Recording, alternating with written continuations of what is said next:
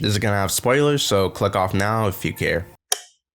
The story starts with showing us that Jake now has 4 kids, 2 boys and 2 girls, along with Spider tagging along. Everything is fine until it shows that the humans are back. We also learn at this point the Colonel is back, but as a Na'vi. The Na'vi and humans have been fighting for around a year now, and the Colonel's son, Spider, is captured, compromises Jake's whole family, so they move to Pandora's Reef. And then the rest of the movie is pretty much just them trying to adapt to new tribe life. This is what I liked. The effects in this movie are insane. Naturally, you expect this movie to be of this caliber, but the great thing this does is make you feel immersed in the world. You really do feel like you're there, and it adds to the escapism appeal. Along with that is that you get to a lot of polish and effort went into this movie. This one feels like a blockbuster with a huge budget, and definitely feels like a juggernaut of a movie that the people wanted to see after watching Avatar 1. I like the general story as well. It definitely made me interested in it from the get-go. I understand what the movie wanted to be and what was going for it, and I was ready for it. While there are definitely instances where I felt like the story was being repetitious, like when the younger brother just kept disobeying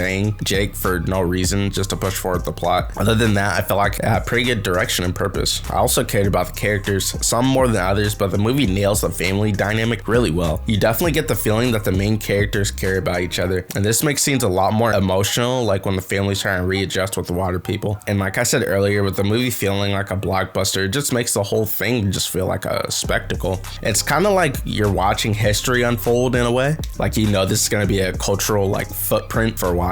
But with the general positives out of the way, we could talk about this movie I think didn't do as well. My first contention is that the movie, it didn't feel like it had enough consequences. I'm not expecting Game of Thrones level character death, but at one point I definitely thought the younger brother was gonna die. And this was like the 3rd time he had disobeyed his dad and went somewhere he wasn't supposed to be. But obviously he doesn't, and it kind of just lowered the stakes for me. Yeah, we have a big character death at the end of the movie, but when there's gunfights, explosions, and all out war happening throughout the rest of the movie and no one notable dies or has long-lasting injuries, it's kind of deflating. And this kind of segues into my next point about how safe the movie is. The plot doesn't really take any risk, and you can predict what's gonna happen pretty consistently. This movie isn't breaking the wheel by any means, which is fine, but in some instances I do think it's too cliche and by the books. And the disappointing thing about it too is that there are a lot of opportunities to explore some of the more philosophical elements in the movie. For example, they could have explored more about the nature of death, or the commentary surrounding imperialism, or why the humans think it's okay to be this evil. And you would think in an odd looking movie like this they would explore more abstract topics, but they really don't touch them at all here.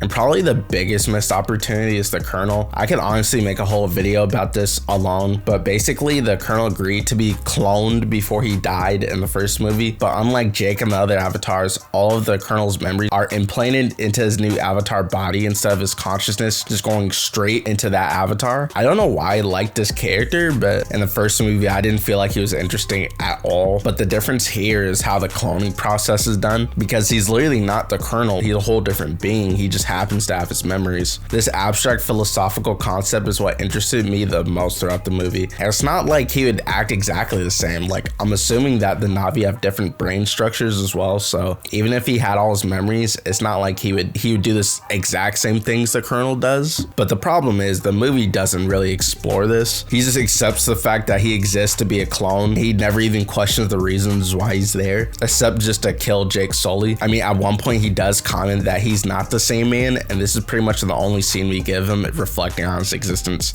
Other than that, he's kind of just stereotypically evil for no reason, except now he's just in a big blue body. He does have a soft spot though, and that is Spider. He obviously grows emotionally attached to him throughout the whole movie, and it pays off at the end when Spider saves his life. So obviously he remembers Spider, or at least has some emotional attachment to him, which he tries to hide throughout the whole movie until the end. And while I do like this humanity that they give to his character, this wasn't enough for me to be super interested beyond the reasons I talked about earlier. But I definitely will agree this is an interesting dynamic that I want to be explored later in the movies. Another character I want to take a deeper look at in this video is Jake. Jake's big motivation in this movie is protecting his new family, which definitely works. Not only does it drive the plot forward, but it's obviously a strong character motivation to have. It's simple, but it's it's still extremely effective. He's better in this movie than the first one in my opinion because he's not just a fish out of water archetype so the other characters can talk about Pandora, but even in this recent movie, he's not really a three-dimensional character. A lot of the attention goes to Jake's kids though, which makes sense if they're gonna make more movies obviously, but big focus is the younger brother, Loak. He's pretty much just a fuck up. He disobeys Jake the whole movie and his older brother's always trying to protect him until he dies. This kind of bothered me because we don't really see much of the older brother, so when he did die, I thought we were gonna see how much it affects the younger brother, but we don't get that for some reason, and it just seems like his death is kind of pointless. Like obviously he's sad, but he doesn't reflect on his actions, or we don't get a scene where he changes his behavior because of the death, which I assume they're saving for the next movie, but I thought it'd probably be better if they put it at the end of this one, because it did seem like they were kind of setting that up for the whole movie with him constantly making mistake after mistake and then him having to pay for it big time by the end. Every other character is fine to me and pretty well done, specifically Kiri. Her arc is pretty profound and Neytiri is great. I know I haven't really brought her up, but she's done really well, especially after her son dies. For me, the fight scenes between her and the human soldiers after her son dies is the best in the movie. Overall, this is definitely a movie you would want to watch. Even ignoring the cultural impact it has, it's just overall a good product with impressive emotional beats and good direction. Well, while you're here, watch these other videos. See ya.